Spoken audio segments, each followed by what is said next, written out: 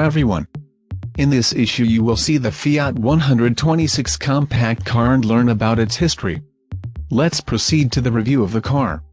Fiat 126 is a city car produced by Fiat and presented to the public in October 1972 at the Turin Motor Show 1, as a replacement for the Fiat 500. Most of the cars were produced in Poland under the name Polski Fiat 126p.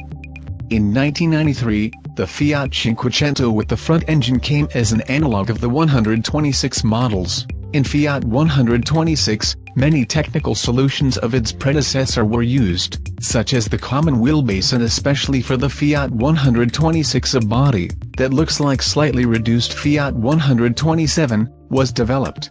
In Italy, the car was produced in factories in Cassino and Termini Imerese until the 1980s. Later, the car was produced in Poland at the plant of small vehicles FSM from 1973 to 2000, under the name Polski Fiat 126p. Even after the appearance of the model 126 bis, the 126p continued to be produced for the Polish market. Also, the car was manufactured under license at the Zastava plant in Yugoslavia. Did you like this little car? Leave your answers in the comments. Subscribe to the channel, comment on the video and click on the bell. See you in the new reviews, friends.